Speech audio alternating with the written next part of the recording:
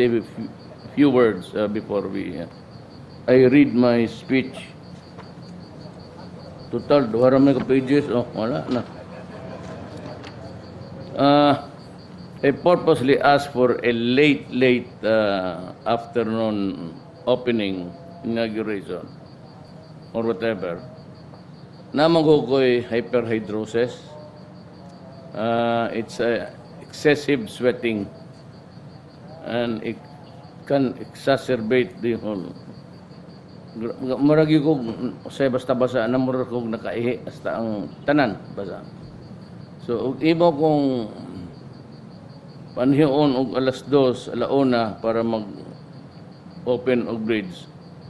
Bungkaga na lang na kay ko maabot. I kind of this is an abnormal thing. It has something to do with it's a long story actually. Pero basta yun na. So,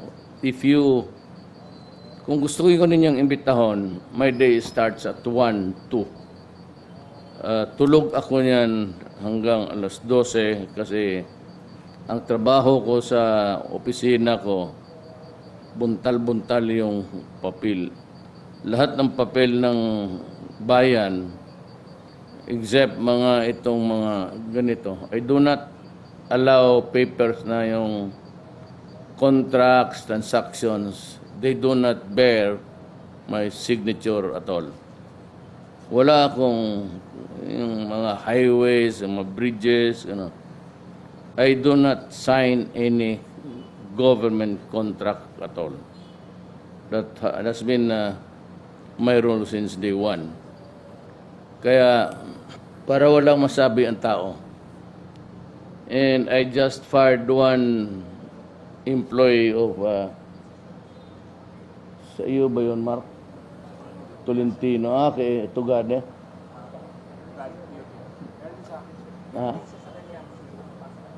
Tolentino? Si Sinabi ko naman sa inyo noon, and people, baka hindi nila ako kilala, hindi taga Davao, sinabi ko na do not talk to anybody, especially my family, my wife, my daughter, my sons, or any relative of mine, kapatid. Huwag kang pumayag na makiusap sa inyo. And even the discussion of that Mindanao Railway, it's still in the blueprint. But the fact that itong assistant secretary talk it over with my sister, even if just a conversation, lumayo talaga kayo because sabi ko, pag nalaman ko, tapos alis ka talaga. That has always been my warning, and so sorry lahat. I might fire another one pagbalik ko sa Malacanang. And sadly, lahat yung halos karamihan were my appointees and my friends and who were with me during the mayorship days. Sinabi ko lang ka na makikiusap ako, wag. Do not. Kasi ayaw ko talaga. And even a whisper. Yung mali kasi nung assistant secretary mo, secretary is, he mentioned that he was talking to a member of the first family. Alam mo, sa totoo lang, that is pasay. Bahaw naman ang first family.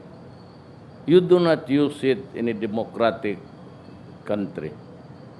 Wag mo gamitin yung first family, first family. There is no such thing as a first family. Lahat Pilipino first family yan. And it is in utter bad taste to use it. You have never heard me say Malacanang Palace, lalo na yung Palace. I just say my office. See me at my office. Go to my office. Hindi ako nag-ano ng, tsaka yung official. If you've noticed, I use it, government worker. And I always say mga kasama ko sa gobyerno, government worker. It's not that I am trying to be corny about it, but I think that at this time, demokrasya ito, it's a republican form of government. Everybody is important here. Mabuti yung iba because even those who criticize me in the human rights, you know, there are members there who are not even elected by the people. And what bullshits me?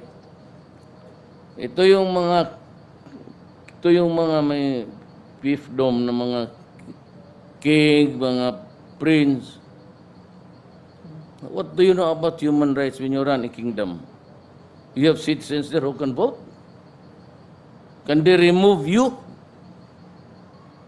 Can they place you in prison if you start to fuck with the people?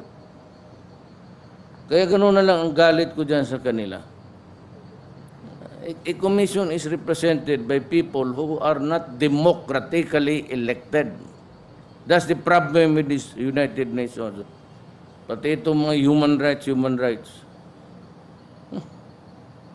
Sabi ko nga, ayaw ko ng babae. Diyan naman, kami ay mga babae. Mga babae nga kayo. So anong problema? Magsabi ko, ayaw ko ng babae. Pati may mga military man dito, I don't know where's kaya mga babae, kung sundalo, pati pulis, ayaw ko yan sa bukid. You know, kagaya, unlike men, kami, maliit pa lang, suntukan, bakbakan, barilan yan. And we grow up with a sort of a mindset na sometimes prone to violence. Itong mga babae, prim and proper mo yan. Isang tingin lang sa nanay niya, wala na, tunaw na yan. Tapos gawain mo pulis, ipaaway mo doon sa anak ko. Sa pakibato, pinaalis ko doon. Hindi sa wala akong believe. I believe in the woman. The competence and capability. Pero hindi lahat sa buhay. Dapat, hindi. Dapat lang. It's not appropriate. When you cannot stand threats and intimidation. Gaya ngayon, ikaw, you operate sa drug, you're assigned with PDEA. Galit yung mga taga-PDEA dyan. Tapos they send you a picture of your son or daughter coming out from the school. Anong?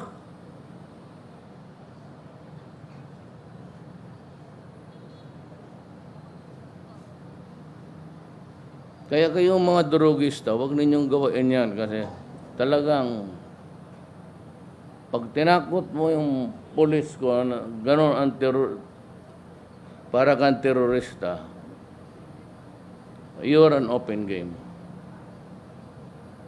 Talagang hinihingi mo.